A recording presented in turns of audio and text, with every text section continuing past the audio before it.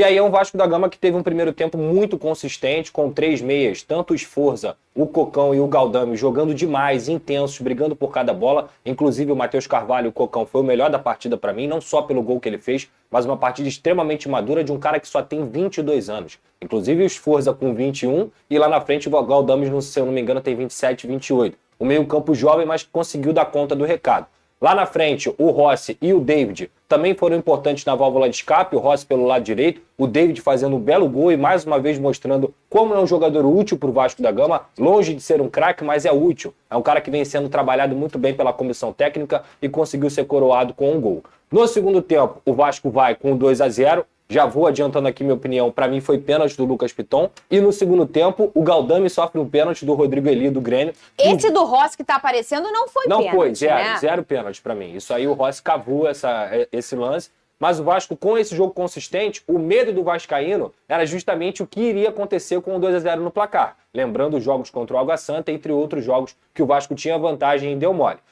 Abdicou de jogar nos primeiros 20 minutos, o Ramon Dias junto com o Emiliano percebeu isso, tanto que coloca o João Vitor na vaga do Medel para aumentar a estatura e depois coloca também o Ryan na vaga do Rossi. E a entrada do Ryan, apesar dele ter falhado no gol do escanteio, porque ele não corta a bola no primeiro pau, foi muito importante para segurar o ímpeto do Grêmio. Quando o Ryan entrou, ele consegue criar 2 oportunidades ali, onde o Grêmio ia crescer no jogo, porque estava 2-1. Então depois o Vasco começou a jogar, controlou mais a partida, o Grêmio também fez uma partida bem abaixo do esperado no segundo tempo, e aí a vitória veio com muitos méritos, uma estreia muito consistente, e repito aqui, vou confirmar para finalizar.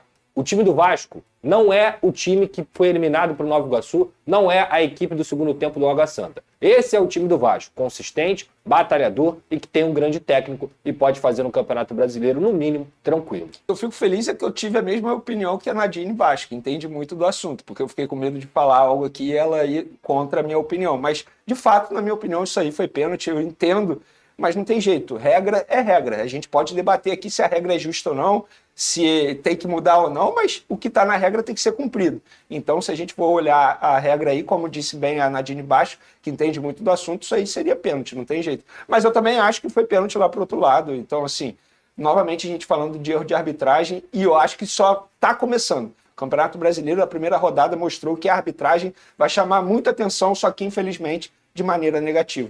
Menor dúvida que foi pro Vasco, porque da forma como o Vasco sai do Campeonato Carioca, eliminado na semifinal, criou todo um semblante que a temporada do Vasco daqui não era tão boa, talvez um semblante até um pouco errôneo, porque o Vasco tem 2 derrotas na temporada, as 2 pro Nova Iguaçu, enfim, foi eliminado na semifinal do Campeonato Carioca. Mas ontem venceu o Grêmio, jogando bem o primeiro tempo, principalmente dentro de casa, com apoio do torcedor, acho que traz uma nova visão sobre esse Vasco, que talvez dê pro Vasco não sofrer na temporada. Não estou dizendo que o Vasco vai brigar para ser campeão, nada disso. Mas talvez não seja uma temporada tão desastrosa assim. Talvez dê para brigar ali, para ficar na parte de cima da tabela, 10ª, sei lá, 11ª posição. Só um ponto. O Botafogo começou o Brasileiro do ano passado completamente desacreditado. Também não jogou o mata-mata do Campeonato Carioca e deu uma arrancada violenta por conta da questão moral e tal. De repente é isso que o Vasco precisava, uma questão moral dessa, para dar uma arrancada, porque não é o melhor time do campeonato, mas tá longe de ser o pior. Tem muita gente no talento ali. O elenco não é tão ruim assim quanto o torcedor prega, né? Porque o torcedor do Vasco, acho que ele tá há tanto tempo desacreditado com o Vasco que ele já vem criou colocando uma rótulos. casca, Colocando rótulos. Não, esse elenco não presta, os jogadores não jogam. Eu acho que o principal fundamento desse time do Vasco é o trabalho. Você vê que os caras se entregam em campo. O Vasco, ele trabalha durante a semana, o Ramon Dias trabalha muito durante a semana, e eu acho que taticamente o Vasco é muito mais comprometido do que tecnicamente. O Thiaguinho tem razão quando ele fala do Vasco, até pelo momento e pela confirmação. O Vasco precisa de estar se autoafirmando o tempo todo pelos anos que se passaram, pelo ano passado, por tudo como tudo se construiu durante a temporada 2023.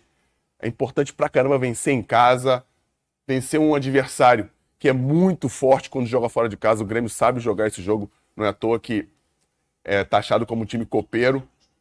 Muita polêmica, algumas coisas controversas dentro do próprio jogo, mas com certeza essa vitória é muito importante para o Vasco. Boa noite, família vascaína! Venham assistir e conferir as principais notícias do nosso gigante da colina. Já cola esse dedão no like, se inscreva no canal, compartilhe esse conteúdo top em todas as plataformas e também me diz a cidade que vocês moram, que eu prometo responder a todos vocês. Negócio fechado. Vasco acerta a contratação do Hugo Moura. É isso mesmo, galera. O Gigante da Colina chegou a um acordo com o Atlético Paranaense para a contratação do volante Hugo Moura, que foi revelado pelo nosso maior rival aqui do Rio, que é o Flamengo. Hugo Moura é o novo reforço do Gigante da Colina. Segundo o jornalista Vene Casagrande, em apuração com Lucas Pedrosa, ambos do canal SBT, houve um acordo entre o Gigante e o Atlético Paranaense pelo volante de 26 anos. O atleta revelado pelo Flamengo será adquirido em definitivo e já viajará para o Rio de Janeiro em breve para sacramentar e assinar o contrato. Portanto, Hugo se tornou o primeiro contratado pelo Cruz Maltino na janela doméstica, que abriu no dia 1º e só fecha no dia 19.